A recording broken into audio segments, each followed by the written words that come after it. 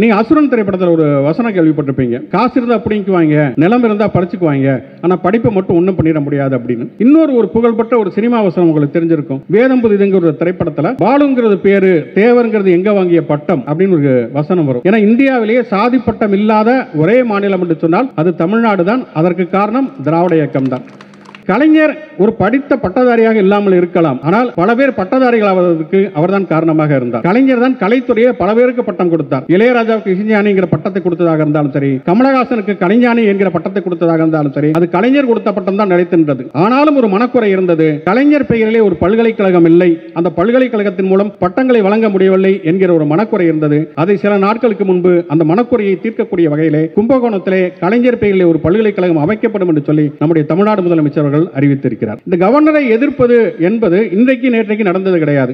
1952 அப்ப திமுக தேர்தல் பாதைக்கே வரவில்லை. 57 தான் வந்து தேர்தல் அறிக்கைக்கு வர்றாங்க. 52லேயே திமுக என்ன சொல்கிறது என்று சொன்னால், தமிழ்நாட்டுக்கு வடநாட்டை சேர்ந்த கவர்னர் தேவையே கிடையாது என்று சொல்லி தொடர்ச்சியாக கூட்டங்கள் நடத்துகிறது. அப்போது அண்ணா எழுதுகிறார் திராவிட நாடுகளில், ஒருவேளை கவர்னர் என்பவர் நமக்கு தேவை என்று சொன்னால் அவர் மக்களால் ஓட்டு போட்டு தேர்ந்தெடுக்கப்பட்டவராக இருக்க வேண்டும், இல்லை என்றால் கவர்னரே தேவையில்லை. ஒரு வார்டு கவுன்சிலரை நாம எல்லாம் ஓட்டு போட்டு தேர்ந்தெடுக்கிறோம், ஒரு எம்எல்ஏ ஓட்டு போட்டு தேர்ந்தெடுக்கிறோம், எம்பியை ஓட்டு போட்டு தேர்ந்தெடுக்கிறோம். எம்எல்ஏக்கள் கூடி ஒரு முதல்வரை தேர்ந்தெடுக்கிறார்கள், எம்பிக்கள் கூடி ஒரு பிரதமரை தேர்ந்தெடுக்கிறார்கள், ஜனாதிபதி குடியரசுத் தலைவரை கூட மக்கள் பிரதிநிதிகள் தான் தேர்ந்தெடுக்கிறார்கள். இந்திய ஜனநாயகத்திலேயே யாராலும் மக்களால் தேர்ந்தெடுக்கப்பட முடியாத, மக்களால் தேர்ந்தெடுக்கப்படவே படாத அல்லது மக்கள் பிரதிநிதிகளால் தேர்ந்தெடுக்கப்படவே படாத ஒருவர் இருக்கிறார் என்று சொன்னால் அது கவர்னர் மட்டும்தான்.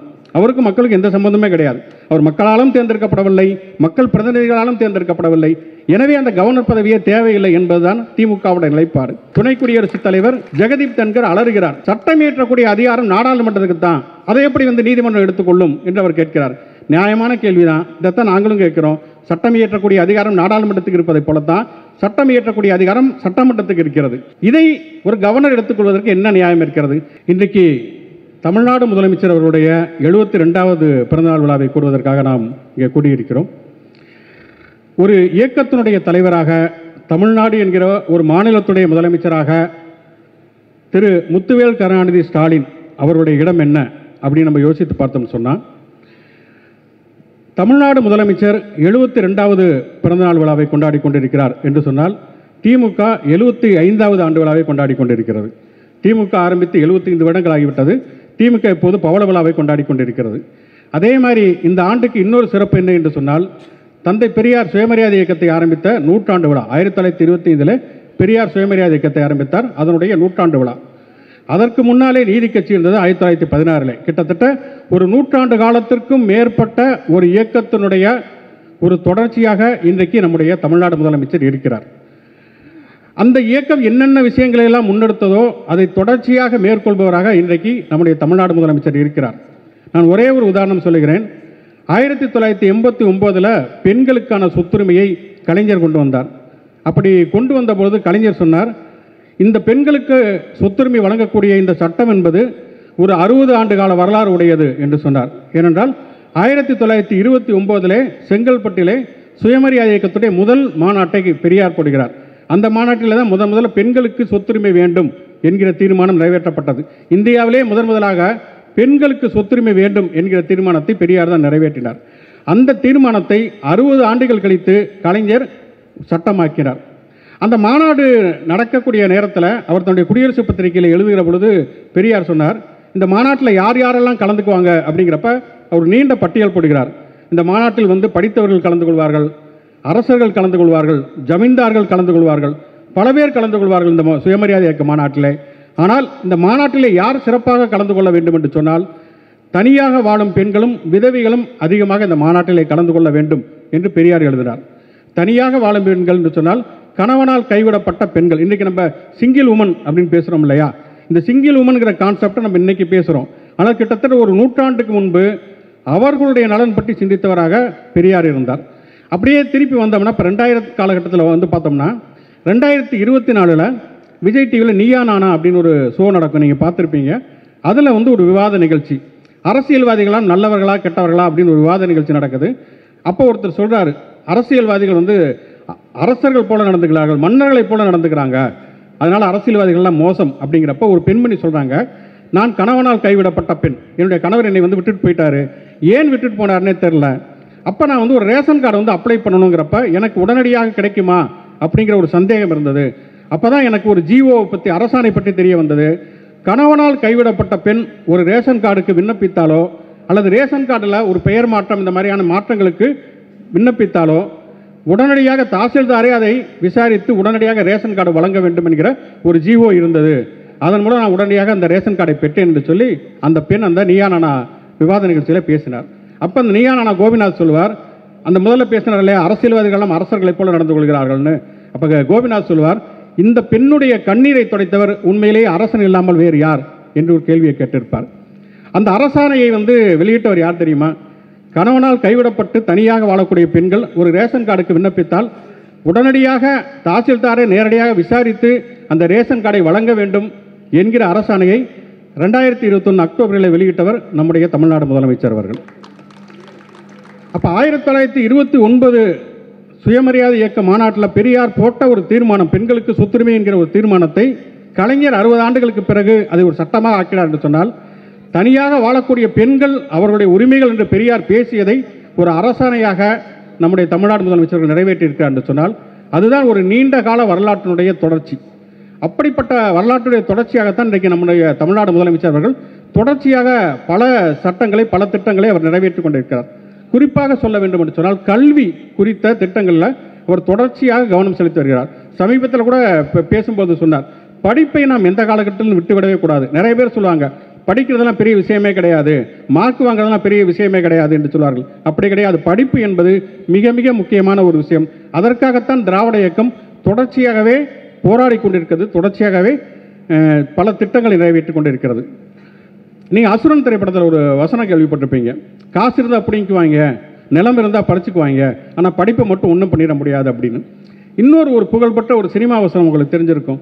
வேதம் புதிதுங்கிற ஒரு திரைப்படத்தில் பாலுங்கிறது பேர், தேவருங்கிறது எங்கே வாங்கிய பட்டம் அப்படின்னு ஒரு வசனம் வரும். ஏன்னா இந்தியாவிலேயே சாதி பட்டம் இல்லாத ஒரே மாநிலம் என்று சொன்னால் அது தமிழ்நாடு தான். அதற்கு காரணம் திராவிட இயக்கம் தான். சமீபத்தில் கோவையிலே நடந்த சுபவி அவர்களுடைய திராவிட இயக்க தமிழர் பேரவை மாநாட்டிலே கூட நம்முடைய மாநில இளைஞரணி செயலாளர் மாண்புமிகு துணை முதலமைச்சர் உதயநிதி ஸ்டாலின் கூட அதை குறிப்பிட்டு சொன்னார். தமிழர்களுக்கு இருக்கக்கூடிய பெருமை என்பது பேருக்கு பின்னாலே சாதி பட்டம் இல்லாமல் இருப்பது அப்படிங்கிற ஒரு விஷயம். அப்போ பாலுங்கிறது பேரு, தேவருங்கிறது எங்கேயே வாங்கிய பட்டம் அப்படிங்கிற ஒரு வசனம் இருக்குது இல்லையா? படித்து வாங்கிய பட்டம் அப்படிங்கிறது சாதி பட்டத்தை விட மேலானது அப்படிங்கிற சிந்தனை எங்கிருந்து வந்தது அப்படின்னு சொன்னால் அது திராவிட இயக்கத்திலிருந்து தான் வந்தது. பெரியார் சொல்லிட்டார், ஜாதி பட்டத்தை எல்லாரும் தூக்கி போடுங்க அப்படிங்கிறப்ப அந்த இடத்துல என்ன பண்ணுறது அப்படிங்கிறப்ப தான் திமுக தலைவர்கள் என்ன பண்ண ஆரம்பித்தாங்கன்னா, பேருக்கு பின்னால் இருக்கக்கூடிய பட்டங்களை எல்லாம் போட ஆரம்பித்தாங்க. அண்ணா அவர்கள் வந்து ஒரு படத்துக்கு வந்து வசனம் எழுதுகிறார்னா சினிமா டைட்டிலே வரும், CN அண்ணாதுரை MA. நாவலர் நெடுஞ்செழியன் ஒரு புத்தகம் எழுதுகிறார்னா நாவலர் நெடுஞ்செழியன் MA. அன்பழகன் ஒரு புத்தகம் எழுதுகிறார் பேராசிரியர் என்று சொன்னால் அன்பழகன் MA என்று சொல்லி வரும்.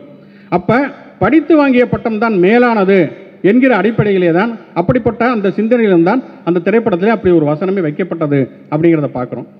சரி, அறிஞர் அண்ணா படித்தார், அவர் அந்த பட்டத்தை பின்னாலே போட்டுக்கொண்டார். நாவலர் நெடுஞ்செழியன் படித்தார், அந்த பட்டத்தை பின்னாலே போட்டுக்கொண்டார். அன்பழகனார் அவர் சொல்லவே வேண்டியதில்லை, பேராசிரியர், அவரும் படித்து வாங்கிய பட்டத்தை பின்னாலே போட்டுக்கொண்டார். கலைஞர் அவர் வந்து பட்டதாரி கிடையாது, அவர் படித்து பட்டம் வாங்கியவர் கிடையாது. அவர் பெயருக்கு பின்னால் பட்டம் போடுவதற்கான வாய்ப்புகளே கிடையாது. ஆனால் அவர் பெயருக்கு முன்னால் ஏராளமான பட்டங்கள் வழங்கப்பட்டன. அது தமிழின தலைவராக இருந்தாலும் சரி, இனமான தலைவராக இருந்தாலும் சரி, பல்வேறு பட்டங்கள் பெயருக்கு முன்னாலே கலைஞருக்கு போடப்பட்டது. இறுதியாக முத்தமிழறிஞர் என்கிற பட்டம் அவருக்கு நிலைத்து நின்றது. கலைஞர் ஒரு படித்த பட்டதாரியாக இல்லாமல் இருக்கலாம், ஆனால் பல பேர் பட்டதாரிகள் ஆவதற்கு அவர்தான் காரணமாக இருந்தார். அது இலவச பஸ்பாஸாக இருந்தாலும் சரி, அல்லது சத்துணவுல முட்டை வழங்குவதாக இருக்கட்டும், அல்லது தமிழ் வழி பொறியியல் கல்வி கொண்டு வருவதாக இருக்கட்டும், முதல் தலைமுறை பட்டதாரிகளுக்கு கட்டணச் சலுகை வழங்கியதாக இருக்கட்டும், பல பேர் பட்டதாரிகள் ஆவதற்கு கலைஞர் ஒரு காரணமாக இருந்தார். அது மட்டும் அல்ல, அவர் வந்து படித்து பட்டம் வாங்கியவர்களுக்கு மட்டும் ஒரு பட்டம் தரவில்லை. கலைஞர் தான் கலைத்துறையை பல பேருக்கு பட்டம் கொடுத்தார். இளையராஜாவுக்கு இசைஞானிங்கிற பட்டத்தை கொடுத்ததாக இருந்தாலும் சரி, கமலஹாசனுக்கு கலைஞானி என்கிற பட்டத்தை கொடுத்ததாக இருந்தாலும் சரி, அது கலைஞர் கொடுத்த பட்டம் தான் நிலைத்திருந்தது. இளையராஜாவுக்கு எத்தனையோ பட்டங்கள், ராகதேவன், மேஸ்ட்ரோ, பல பட்டங்கள் இருந்தாலும் இசைஞானி என்கிற பட்டம், கலைஞர் கொடுத்த அந்த இசைஞானி என்கிற பட்டம் தான் இன்றைக்கு வரைக்கும் நிலைத்து நிற்பதை நம்ம பார்க்கிறோம். ஆக படித்து பட்டம் வாங்காத கலைஞர் தான் பல பட்டதாரிகளை உருவாக்கினார், பலருக்கு பட்டங்களையும் கொடுத்தார். ஆனாலும் ஒரு மனக்குறை இருந்தது. கலைஞர் பெயரிலே ஒரு பல்கலைக்கழகம் இல்லை, அந்த பல்கலைக்கழகத்தின் மூலம் பட்டங்களை வழங்க முடியவில்லை என்கிற ஒரு மனக்குறை இருந்தது. அதை சில நாட்களுக்கு முன்பு அந்த மனக்குறையை தீர்க்கக்கூடிய வகையிலே கும்பகோணத்திலே கலைஞர் பெயரிலே ஒரு பல்கலைக்கழகம் அமைக்கப்படும் என்று சொல்லி நம்முடைய தமிழ்நாடு முதலமைச்சர் அவர்கள் அறிவித்திருக்கிறார். ஆக மொத்தம் இதுதான், இது வரலாற்றுடைய தொடர்ச்சியாக நடந்து கொண்டிருக்கக்கூடிய ஒரு விஷயம் என்று பார்க்கிறோம். இப்படி கிட்டத்தட்ட ஒரு நூற்றாண்டுக்கு மேற்பட்ட ஒரு வரலாற்றின் தொடர்ச்சியாக நம்முடைய தமிழ்நாடு முதலமைச்சர்கள் செயல்பட்டு கொண்டிருக்கிற பொழுது இதை தாண்டி அவருடைய தனித்துவமான விஷயங்கள் அப்படின்னு பார்க்குறப்ப நான் 2 விஷயங்களை மட்டும் முக்கியமாக சொல்ல விரும்புகிறேன். ஒன்று, இந்தியாவிலேயே அதிகமான அளவுக்கு நெருக்கடிகளை சவால்களை சந்தித்த இயக்கம் அப்படின்னு சொன்னால் அது திமுக தான். கலைஞருடைய காலகட்டத்தில் மிகப்பெரிய அளவில் 2 பிளவுகள் திமுகவில் நடைபெற்றது. 13 ஆண்டுகள் திமுக ஆட்சியிலேயே இல்லை. 13 ஆண்டுகள் கழித்து 1989 கலைஞர் முதல்வராகிறார். 13 ஆண்டுகள் கழித்து முதல்வராகிறார். ஆனால் 2 இடத்தில் ஆட்சி கலைக்கப்படுகிறது. 2 முறை திமுகவுடைய ஆட்சி கலைக்கப்படுகிறது. பல பேர் நெருக்கடிநிலை காலகட்டத்திலே இன்றைக்கு இருக்கக்கூடிய முதலமைச்சர் உட்பட சிறையில் அடைக்கப்படுகிறார்கள். கொலைப்பழி விழுகிறது, ஊழல் பழி விழுகிறது, பல்வேறு விதமான விமர்சனங்கள். சர்க்காரியா கமிஷனில் கலைஞர் விஞ்ஞானபூர்வமாக ஊழல் செய்து விட்டார் என்று சொல்லி எழுதுவார்கள். சர்க்காரியா கமிஷன் அறிக்கையை படிச்சிங்களான்னு கேட்டால் யாருக்குமே படிச்சிருக்க மாட்டாங்க. இப்படி நிறைய பழிகள், விமர்சனங்கள், நிறைய நெருக்கடிகள் இப்படியெல்லாம் இருந்தது. தொடர்ச்சியாக திமுக என்பது கலைஞருடைய காலகட்டத்தில் இந்தியாவிலேயே அதிகமான சவால்களை சந்தித்த, நெருக்கடிகளை சந்தித்த, நெருப்பாட்டிலே நீந்திய ஒரு தலைவராக கலைஞர் இருந்தார். அப்படிப்பட்ட ஒரு காலகட்டத்தில் கலைஞருடைய தலைமையிலே திமுக இருந்த பொழுது தொடர்ச்சியாக வெற்றிகளையும் தோல்விகளையும் மாறி மாறி சந்தித்துக் கொண்டே இருந்தது. இன்னும் சொல்லப்போனால் வெற்றிகளை விட அதிகமாக தோல்விகளை சந்திக்கக்கூடிய, ஒரு சவால்களை, நெருக்கடிகளை சந்திக்கக்கூடிய இயக்கமாக திமுக இருந்தது அப்படிங்கிறத பார்க்குறோம். ஆனால் இன்றைக்கு திமுகவின் தலைவராக இருக்கக்கூடிய மாண்புமிகு தமிழ்நாடு முதலமைச்சர் அவர்கள் திமுகவுடைய தலைமை பொறுப்பை ஏற்றதற்கு பிறகு தோல்வி என்பதே திமுகவுக்கு இல்லை. தொடர்ச்சியாகவே வெற்றிகள். 2 நாடாளுமன்ற தேர்தல்கள், சட்டமன்ற தேர்தல், இடைத்தேர்தல், உள்ளாட்சி தேர்தல் என்று சொல்லி எல்லா தேர்தல்களிலுமே தொடர்ச்சியான வெற்றியை பெறக்கூடிய ஒரு தலைவராக அவர் இருக்கிறார் என்பது ரொம்ப மிக முக்கியமான ஒரு விஷயம். அவர் இந்த கூட்டணியை இந்த கூட்டணியை பற்றி பேசுகிறப்ப நான் தொலைக்காட்சி வாதத்தில் பேசுவோம், இது ஒரு இன்டாக்ட் அலையன்ஸ், ஒரு வலிமையான ஒரு கூட்டணி அப்படின்னும்.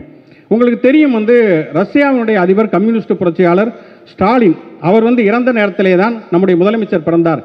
கலைஞர் அதனுடைய நினைவாக அவருக்கு ஸ்டாலின் என்று பெயர் வைத்தார் என்பது உங்களுக்கு தெரியும். ஆனால் உண்மையிலேயே ஸ்டாலின் என்பது அவருடைய இயற்பெயர் கிடையாது. அவருடைய பெயர்ங்கிறது ஜோசப் வெஸ்வானாவிச் அப்படிங்கிற ஒரு ரஷ்ய பேர் தான் அவருடைய பெயர். ஸ்டாலின்கிற பெயர் அவர் தனக்குத்தானே வைத்துக் கொண்டார். ஸ்டாலின் அப்படின்னா ரஷ்ய மொழியில் என்ன அர்த்தம்னா ஸ்டீல், எஃகு, இரும்பு என்று அர்த்தம்.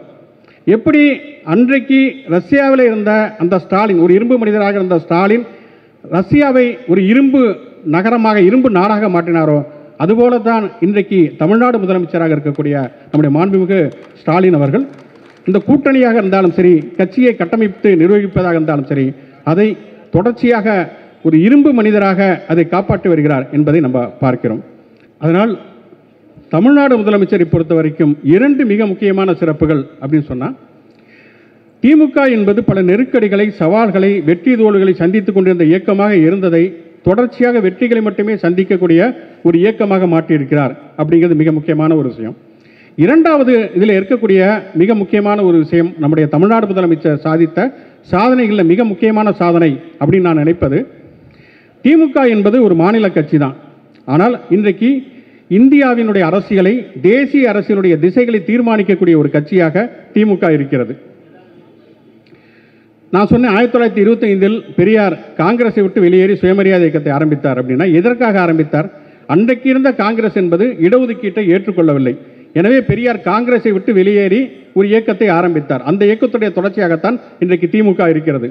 ஆனால் இன்றைக்கு அதே காங்கிரஸ் கிட்டத்தட்ட ஒரு 100 ஆண்டு காலம் கழித்து பெரியார் எந்த கோரிக்கையை முன்வைத்தாரோ அதே கோரிக்கை இன்றைக்கு காங்கிரஸ் பேசுகிறது.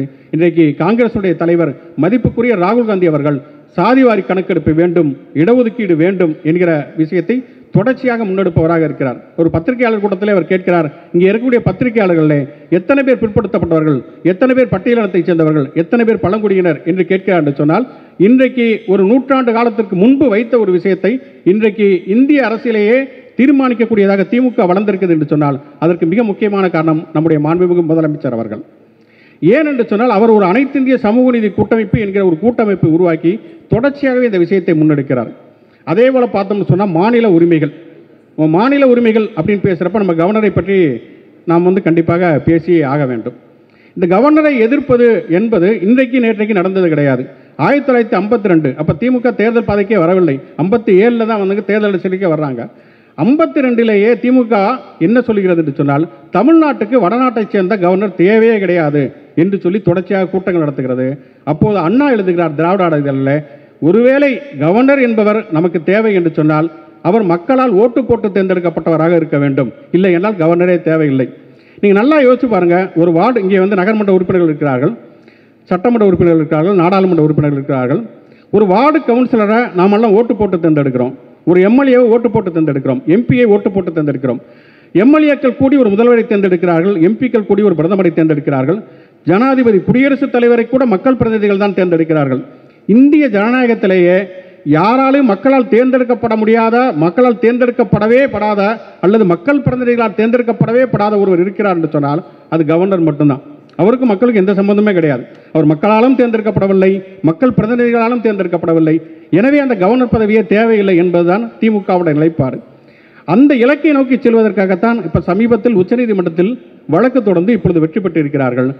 கவர்னருக்கு வீட்டோ அதிகாரம் கிடையாது, கவர்னருக்கு மக்களால் தேர்ந்தெடுக்கப்பட்ட சட்டமன்றத்தை விட மேலான அதிகாரம் கிடையாது. அவர் மசோதாக்களுக்கு ஒப்புதல் வழங்க வேண்டும் என்று சொன்னால் குறிப்பிட்ட கால அவகாசத்தில் ஒரு ஒப்புதல் வழங்கணும். நீங்கள் ஒரு தகவல் அறியும் உரிமை சட்டம், அதில் வந்து நீங்கள் வந்து ஒரு தகவல் கேட்டு விண்ணப்பித்தால் கூட ஒரு குறிப்பிட்ட நாளில் வந்து உங்களுக்கு பதில் வரணும். ஆனால் ஒரு கவர்னருக்கு எந்த விதமான கால அவகாசமே கிடையாது, மசோதாவை அனுப்பி காத்துக்கொண்டே இருக்க வேண்டும் என்பதை இன்றைக்கு உச்சநீதிமன்றம் உடைத்திருக்கிறது என்று சொன்னால் இது தமிழ்நாட்டுக்கு மட்டும் கிடைத்த வெற்றி அல்ல, இது இந்தியா முழுவதற்கும் கிடைத்த வெற்றி. அதனால தான் துணை குடியரசுத் தலைவர் ஜெகதீப் தன்கர் அலறுகிறார். சட்டம் இயற்றக்கூடிய அதிகாரம் நாடாளுமன்றத்துக்கு தான், அதை எப்படி வந்து நீதிமன்றம் எடுத்துக்கொள்ளும் என்று அவர் கேட்கிறார். நியாயமான கேள்விதான், இதைத்தான் நாங்களும் கேட்கிறோம். சட்டம் இயற்றக்கூடிய அதிகாரம் நாடாளுமன்றத்துக்கு இருப்பதை போலத்தான் சட்டம் இயற்றக்கூடிய அதிகாரம் சட்டமன்றத்துக்கு இருக்கிறது. இதை ஒரு கவர்னர் எடுத்துக்கொள்வதற்கு என்ன நியாயம் இருக்கிறது? நீதிமன்றமாவது ஒரு சட்டத்தை ஏற்றினால் அந்த சட்டத்தை நடைமுறைப்படுத்துவது ஒரு நீதிமன்றத்துடைய வேலை. ஆனால் கவர்னருக்கு என்ன வேலை? ஒரு வேலையுமே கிடையாது. அப்படி இருக்கக்கூடிய நேரத்தில் ஒரு கவர்னர் எப்படி ஒரு சட்டமன்றத்துடைய அதிகாரத்தில் குறுக்கிட முடியும் என்கிற கேள்வியை திமுக இன்றைக்கு வாதாடி வெற்றி பெற்றிருக்கிறது என்று சொன்னால், மாநில உரிமைகளுக்காக திமுக பெற்றிருக்கக்கூடிய இந்த வெற்றி என்பது தேசிய அளவிலான மிகப்பெரிய வெற்றி என்று சொல்ல வேண்டும். அதே மாதிரி இந்தி திணிப்பு எதிர்ப்பு அப்படின்னு பார்த்தோம்னா, இந்தி திணிப்பு எதிர்த்து நம்ம 1937 தொடர்ச்சியாக போராடி வருகிறோம். 88 ஆண்டுகளாக நாம் போராடி வந்து கொண்டே இருக்கிறோம். அப்போ திமுக அல்லது பெரியார் இந்தி திணிப்பை எதிர்க்கிற பொழுதுதான் என்ன சொன்னாங்கன்னா, இவங்க வந்து தமிழர்கள் எல்லாமே குறுகிய மொழிவெறி கொண்டவர்கள், குறுகிய நோக்கம் கொண்டவர்கள் அப்படின்னு ஒரு காலகட்டத்தில் சொல்லிட்டு இருந்தாங்க. ஆனால் இன்றைக்கு என்ன நடக்கிறது? இன்றைக்கு மும்மொழி கொள்கைங்கிற பேரில் இந்தி திணிப்பு வருகிற பொழுது நம்ம வந்து நிதி தர மாட்டோம் என்று மறுக்கிறார்கள். 2152 கோடி ரூபாய் நமக்கு வர வேண்டிய நிதி வரவில்லை. தமிழ்நாடு முதலமைச்சர் என்ன சொல்கிறார் என்று சொன்னால், எனக்கு நிதியே கிடைக்காவிட்டாலும் பரவாயில்லை, நாங்கள் இந்தியை ஏற்றுக்கொள்ள மாட்டோம் அப்படிங்கிறார். இன்னைக்கு வரைக்கும் நமக்கு கிடைக்க வேண்டிய நிதி வந்து சேரவில்லை, நமக்கு நிதி கிடைக்கவில்லை. அதே நேரத்தில் இந்தி வேண்டாம் என்கிற நம்முடைய குரலிலே இருந்த நீதி, அந்த நியாயம் என்பது இன்றைக்கு மகாராஷ்டிராவில் போய் சேர்ந்திருக்கிறது. மகாராஷ்டிராவில் மும்மொழி கொள்கைன்னு சொல்லிட்டு இந்தி கட்டாய பாடம் போடுறப்ப அங்கே இருப்பவர்கள் எதிர்ப்பு தெரிவிக்கிறார்கள், எங்களுக்கு இந்தி வேண்டாம்னு. மகாராஷ்டிரா பிஜேபி கூட்டணி இருக்கக்கூடிய அரசாங்கம் இருக்கக்கூடிய ஒரு மாநிலம். அந்த முதலமைச்சரால் என்ன பண்ணுன்னு தெரியல, அவர் திணறுகிறார். வேற வழியே இல்லாமல் இந்தி கட்டாய பாடம் கிடையாது என்று அறிவிக்க வேண்டிய நிலைமை இருக்கிறது. ஏனென்று சொன்னால் மகாராஷ்டிரா இருப்பவர்கள் சொல்கிறார்கள், நவநிர்மன் சேனா அப்படிங்கிற ஒரு கட்சி, அந்த தலைவர் ராஜ் தாக்கரே சொல்லுகிறார், தமிழ்நாட்டை போய் பாருங்கள், மகாராஷ்டிரா தான் நீ மராத்தி பேசணும், தமிழ்நாட்டில் போய் இப்படி இருக்க முடியுமா, முதலில் தமிழ்நாட்டை பாருங்கிறாங்க. காஷ்மீர் சட்டசபையில் வக்பு வாரிய திருத்த மசோதாவுக்கு எதிராக ஒரு தீர்மானத்தை எதிர்க்கட்சி கொண்டு வருகிறது, தேசிய மாநாட்டு கட்சி கொண்டு வருதுன்னா அங்கே இருக்கக்கூடிய ஆளும் கட்சி அந்த தீர்மானத்தை எடுத்துக்க மாட்டோங்கிறாங்க. அப்போ அந்த கட்சி என்ன சொல்லுதுன்னா, தமிழ்நாட்டில் முஸ்லீம்கள் சிறுபான்மையினர், அங்கே வக்பு வாரி மசோதாவுக்கு எதிராக தீர்மானம் போடப்படுகிறது, பெரும்பான்மையாக முஸ்லீம்கள் இருக்கக்கூடிய இந்த மாநிலத்தில் ஏன் தீர்மானம் போடக்கூடாது என்கிற கேள்வியை காஷ்மீர் சட்டமன்றத்தில் எதிரொலிக்கிறார்கள். அப்போ திமுகவுடைய இந்தி திணிப்பு எதிர்ப்பாக இருக்கட்டும் அல்லது வக்பு வாரிய மசோதா எதிர்ப்பாக இருக்கட்டும், அது இன்றைக்கு மகாராஷ்டிராவில் எதிர்க்கிறது, காஷ்மீரில் எதிர்க்கிறது. இந்தியாவை சொல்வார்கள் இல்லையா, கன்னியாகுமரியிலிருந்து காஷ்மீர் என்று சொல்லி, அப்படி கன்னியாகுமரியிலிருந்து காஷ்மீர் வரைக்கும் இன்றைக்கு திமுகவுடைய குரல் எதிரொலிக்கிறது அப்படிங்கிறத பார்க்குறோம். அப்போ சமூக நீதி இடஒதுக்கீடாக இருந்தாலும் சரி, மொழி உரிமையாக இருந்தாலும் சரி, மாநில உரிமைகளாக இருந்தாலும் சரி, இன்றைக்கு திமுகவுடைய குரல் என்பது அது தமிழ்நாட்டினுடைய குரல் அல்ல, அது இந்தியாவின் குரல். விடியலை நோக்கி ஸ்டாலின் குரல் என்று ஒரு பிரச்சாரம் நடந்தது இல்லையா, இன்றைக்கு அது ஸ்டாலினுடைய குரல் அல்ல, அது இந்தியாவுடைய குரலாக இருக்கிறது. இன்றைக்கு தேசிய அரசியலை தீர்மானிக்கக்கூடிய இயக்கமாக திமுக இருக்கிறது. 5300 ஆண்டுகளுக்கு முன்பு தமிழ்நாட்டில்தான் இந்தியாவிலே முதலாக இரும்பை பயன்படுத்தியிருக்கிறோம். அதுவும் இரும்பை உருக்கி ஒரு நவீனமாக தொழில்நுட்பத்திலே நாம் பயன்படுத்தி இருக்கிறோம். அப்போது நம்முடைய தமிழ்நாடு முதலமைச்சர்கள் சொன்னார்கள், 5300 ஆண்டுகளுக்கு முன்பு இரும்பை பயன்படுத்தியவர்கள் தமிழர்கள். அதான் முதல்ல சொன்னேன், ஸ்டாலின் என்கிற பேருக்கு ரஷ்யாவில் இரும்பு என்றுதான் அர்த்தம். அந்த இரும்பினுடைய காலத்தை அறிமுகப்படுத்திய அந்த இரும்பு மனிதரான நம்முடைய தமிழ்நாடு முதலமைச்சர் சொன்னார், இனிமேல் இந்தியாவுடைய வரலாறு என்பது தெற்கிலிருந்து தான் எழுதப்படும், தமிழ்நாட்டிலிருந்து தான் எழுதப்படும் என்று அவர் சொன்னார்.